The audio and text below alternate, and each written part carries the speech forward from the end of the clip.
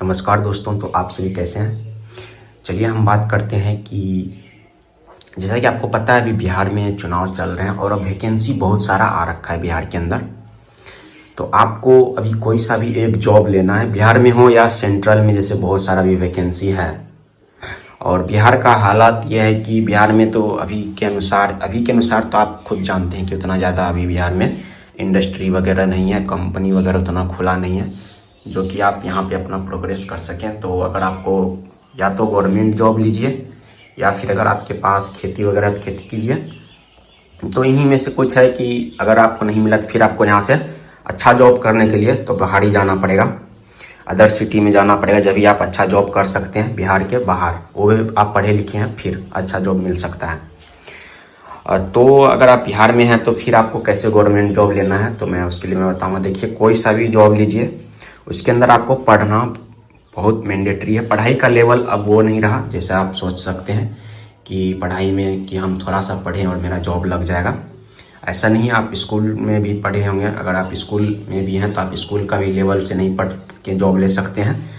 जो एग्ज़ाम का लेवल है वो बहुत ही हाई हो चुका है इंडिया के अंदर, और जो हमारा स्टैंडर्ड लेवल है, जो पढ़ने का स्टैंडर्ड लेवल है वो बहुत ही लो है।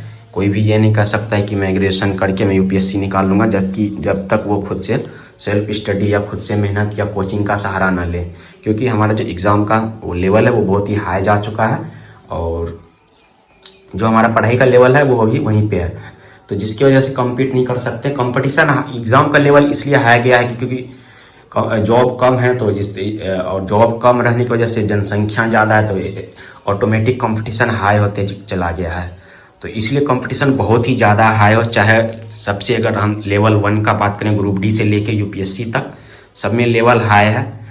तो अभी जैसे कि बिहार का स्टूडेंट जितना भी है, जो भी बिहार का पर्सनली देख रहे हैं, मैं उनसे यही कहना चाहूँगा कि आपको तो सबसे पहले एक जॉब लेना ही पड़ेगा, चाहे किसी भी हालत में लीजिए। एक गवर्नमेंट जॉब लीजिए, चाहे ग्रुप डी हो, लेवल 1 से लेके जो भी आपका लेवल 5-6 तक है, जो भी ग्रुप सी ग्रुप मतलब यूपीएससी तो बहुत कम सीट है, यूपीएससी के लिए मैं बात नहीं कर रहा हूँ। बस मैं जो कि आप ले सकते हैं जो जॉब, जैसे एसएससी हो गया, ग्रुप डी हो गया, रेलवे में हो गया, बिहार के अंदर में जो भी अभी निकल रखे हैं, बिहार एसआई एडीओ, ये सब में जो जॉब ले सकते हैं आप एक जॉब ले लीजिए। और बिहार में तो कम जॉब है पर सेंट्रल में बहुत सारा वैकेंसी है, तो बिहार के स्टूडेंट ज़्यादा से ज़्यादा सेंट्रल वाला जॉब को कवर कर ले, तो ताकि यहाँ से जो है आपको अपना स्टेट छोड़ के बाहर नहीं जाना पड़ेगा।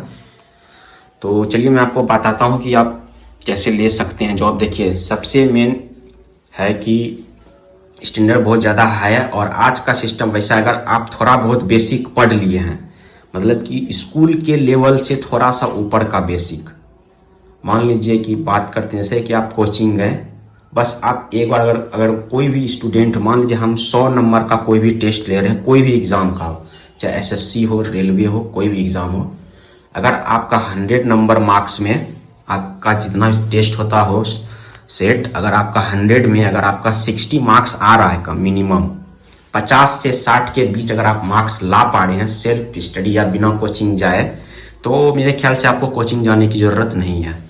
अगर आप 50 से 60 मार्क्स ला रहे हैं तो आपको कोचिंग जाने की ज़रूरत नहीं है, आप सेल्फ स्टडी के द्वारा एग्ज़ाम कवर कर सकते हैं, एग्ज़ाम निकाल सकते हैं। उसके लिए क्या करना है आपको कि अगर आपके तरफ मार्क्स आ रहा है 50 प्लस, अगर मार्क्स आ, कोचिंग लेने की जरूरत नहीं। अगर 50 से पूरा कम आ रहा है, फिर आपको किसी भी सर का कोचिंग लीजिए, चाहे वो मैथ का लेना पड़े, जीके का लेना पड़े, किसी का लेना, कोचिंग लेके एक ही बार कोचिंग लीजिए और ख़त्म कीजिए, ताकि आप एवरेज स्टूडेंट में आ सकें, है ना। जो भी एवरेज स्टूडेंट जितना है उनको कोचिंग लेने का ज़रूरत नहीं है। इसलिए नहीं लेने का ज़रूरत है कि आप कोचिंग से गवर्नमेंट जॉब नहीं निकाल सकते हैं, ये मेरा गारंटी है, जब तक कि आप सेल्फ स्टडी नहीं कीजिएगा। जब आप एवरेज स्टूडेंट में आ जाते हैं, अगर आप एवरेज स्टूडेंट होके भी कोचिंग लेते हैं तो फिर आपसे जॉब नहीं निकलेगा। इसलिए नहीं निकलेगा क्योंकि कंपटीशन का लेवल बहुत हाई है। आपको पढ़ाई उस लेवल से करना पड़ेगा कि जो कि आपको कोचिंग में जितना भी आप करते हैं उससे आपको थोड़ा हटके करना पड़ेगा, ताकि कोचिंग, अब ये नहीं बोलूँगा कि आप कोचिंग से पढ़ेंगे तो नहीं निकलेगा, पर बशर्ते वही है कि आपको कोचिंग में भी सेल्फ स्टडी ही करना पड़ेगा। तो उसमें आपको डबल मेहनत जाएगा। एक तो आप जो खुद से पढ़िए वही पढ़ना चीज़ है, वही प्लस में आप कोचिंग के अंदर वही फिर जाइएगा, वहाँ पे फिर डबल मेहनत कीजिएगा। और यहाँ पे आपको स्मार्ट मेहनत करने का ज़रूरत है। एग्ज़ाम निकालने के लिए आपको डबल नहीं स्मार्ट मेहनत करने का ज़रूरत है। ज़्यादा हार्ड वर्क का नहीं, हार्ड वर्क करना है बहुत अच्छे तरीके से, बशर्ते कि स्मार्ट तरीके से हार्ड वर्क किया जाए, जब भी आप एग्ज़ाम निकाल सकते हैं आज के ज़माने में, चाहे ग्रुप डी ही क्यों ना हो। अगर आप एवरेज स्टूडेंट हैं तो कोचिंग को छोड़ दीजिए, आप सेल्फ स्टडी पे आइए। देखिए यहाँ पे आप देख सकते हैं घटना चक्र का पूरा बुक है, ऊपर में SK झा सर का, जितना भी कोचिंग अच्छे कोचिंग है उन सब का बुक रखिए, है ना, सेट वगैरह रखिए। जैसे देखिए बिहार CGL का है, BSSC CGL का है, SPD का देख सकते हैं, करंट अफेयर है, सारा बुक अवेलेबल है हमारे पास। देख सकते हैं यहाँ भी बहुत सारा बुक रखा हुआ है। आपके पास बुक पूरा कंप्लीट होना चाहिए, बुक में कोई भी कमी नहीं होना चाहिए, चाहे वो मैथ का बुक हो, देख सकते हैं यहाँ पे भी, है ना, चाहे मैथ का बुक हो, साइंस का बुक हो, बुक पूरा रखिए, कंप्लीट रखिए, बुक में कमी नहीं होनी चाहिए। चाहे जो भी बुक खरीदना पड़े, NCERT वगैरह जो भी लेना पड़े, सारा बुक रखिए अपने पास। ऐसा नहीं है कि बुक नहीं लेना है, आप बुक पे ज़्यादा से ज़्यादा पैसा इन्वेस्ट कीजिए।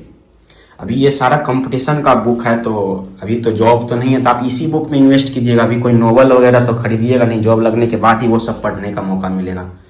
तो जितना ज़्यादा हो सके आप बुक खरीदिए। बुक खरीदने से क्या होगा कि आप थोड़ा सा, आप जब कुछ बुक पढ़िएगा उसमें आपको पता चलेगा कौन सा बुक पढ़ना है, कौन सा बुक नहीं पढ़ना है ना। जब आप ज़्यादा बुक खरीदते हैं तो आपको सारा बुक नहीं पढ़ना होता है। जैसे देख सकते हैं घटना चक्र का सारा बुक रखा, बहुत सारा बुक है, तो मैं ये सारा बुक नहीं पढ़ता हूँ, बस इसमें से एक ही या दो बुक पढ़ता हूँ किसी एक एग्ज़ाम के लिए। वो बस बुक इसलिए रखा हुआ है, वो रेफरेंस के तौर पे है कि अगर मुझे कहीं पे दिक्कत होता है तो चाहे मुझे कहीं से खोजना पड़े तो मैं उस चैप्टर को खोज के बुक से खोज के पढ़ सकूं, इसलिए मैंने बुक खरीदा है। और बशर्ते कि अगर कोई एग्ज़ाम के लिए अगर मुझे एक ही बुक पढ़ना होगा, अगर मेरा कोई ज़्यादा सब्जेक्ट कमज़ोर होगा तो मैं घटना चक्र पे जाऊँगा, नहीं तो मैं ये जो आप सिंपल बुक देख रहे हैं लूसेंट का है ना, बस मैं लूसेंट और SPD वगैरह जो होता है सिंपल, बस वही बुक, 2 ही 3 बुक फॉलो करना है। आपको ये सारा बुक पढ़ने का ज़रूरत नहीं है। जितना आप मोटा मोटा बुक दिख रहे हैं ये सब पढ़ने का ज़रूरत नहीं है। अगर आप ये सब पढ़ते हैं तो आपका एग्ज़ाम क्लियर नहीं होगा। बस आपको सिंपल बुक पढ़ना है, जो भी आपका सिंपल बुक है, पतला बुक है, उसको ही पढ़ना है, अच्छे से रिवीजन करना है। और ये जितना भी बुक है इन सब से आप सेट मार सकते हैं, रिवीजन कर सकते हैं, पर पढ़ना है आपको एक ही बुक से। बेसिक बुक एक ही रखना है, एक GK GS का रख लीजिए, एक मैथ का रख लीजिए, इसी तरह आप एक इंग्लिश का रख सकते हैं। बेसिक बुक एक ही बुक रखिए अपने लाइफ में, उस बुक को बेसिक बुक रखिए कि जब भी कोई भी एग्ज़ाम हो कंपटीशन का, UPSC का छोड़ के, UPSC और PCS का छोड़ के, कोई डिस्क्रिप्टिव है उनको छोड़ के कोई भी कंपटीशन हो एग्ज़ाम में, एक ही बुक रखना है। बस एक ही बुक से पढ़ना है, बार बार पढ़ना है, रिवीजन करना है। बशर्ते जितना भी बुक आप खरीद रहे हैं साइट से, बहुत सारा बुक खरीदना है, खरीदना तो है, जो भी बुक आ रहा है खरीदना है, उनका सेट मारना है, क्वेश्चन देखना है, क्वेश्चन लेवल रखना है, पर बेसिक बुक एक ही पढ़ना है। समझ गए ना, बेसिक बुक एक पढ़ना है, बाकी जितना बुक आप खरीद रहे हैं उनसे आपको बेसिक बुक पढ़ के उस बुक पे जाना है। फिर आपको बेसिक बुक के बाद अदर बुक पे सेम चैप्टर को पढ़ सकते हैं आप, ठीक है। मान लीजिए आप लूसेंट से कोई चैप्टर पढ़ें हिस्ट्री का, तो आप हिस्ट्री का सेम चैप्टर फिर घटना चक्र से पढ़ सकते हैं। अगर क्लियर नहीं हुआ, क्वेश्चन में अटक रहे, मार्क्स नहीं आ रहा है, घटना चक्र से भी क्लियर नहीं हो रहा है तो NCERT पढ़िए। फिर इस तरह करना है आपको, ठीक है। पर बेसिक बुक एक रखिए और पतला जितना हो सके पतला बुक, और एक बुक रखिए मैक्सिमम, 1 या 2 बुक हर एक सब्जेक्ट का, मैथ, रीजनिंग, GK GS और साइंस का हो गया। बस 4 बुक रखना है आपको, एक इंग्लिश का, 4 बुक, बस 4 ही बुक पढ़ना है हमेशा, रेगुलर पढ़ना है 4 बुक, इससे बाहर कुछ नहीं। और बाकी ये सब जो बुक है ये सबको रेगुलर नहीं पढ़ना है, इन सबको आपको अपने मार्क्स के अनुसार पढ़ना है। मार्क्स नहीं घट रहे हैं, बढ़ नहीं रहे हैं, तो इनको रेफरेंस करना है। मार्क्स बढ़ाने में ये सब बुक मदद करेगा आपको, है ना। पर जो बेसिक बुक है आपको बेसिक बुक फिर पढ़ना है। तो इस तरह से आप फिर कंपटीशन का एग्ज़ाम निकाल सकते हैं। और ये आपको सेल्फ स्टडी करना है, क्योंकि कोचिंग वाले कभी भी आपको उस लेवल का नहीं पढ़ाएंगे जैसा मैंने अभी आपको बताया कि आपको फिर बेसिक करवाए, फिर आपको क्वेश्चन बनवाए। ये सब आपको खुद से करना पड़ेगा, खुद से मेहनत करना पड़ेगा, फिर आप एग्ज़ाम निकाल सकते हैं। तो इस तरह से हो सकता है दोस्तों कि आप कोई भी एग्ज़ाम क्रैक कर सकते हो, चाहे ग्रुप डी का हो या NTPC का हो या SSC का हो, कोई सा भी एग्ज़ाम हो आप इजीली क्रैक कर सकते हैं। वीडियो देखने के लिए धन्यवाद। अगर आपको अच्छा लगा हो तो लाइक कर लीजिए और चैनल को सब्सक्राइब कर लीजिए। मैं इसी तरह आपको इन्फॉर्मेटिव वीडियो देते रहूँगा।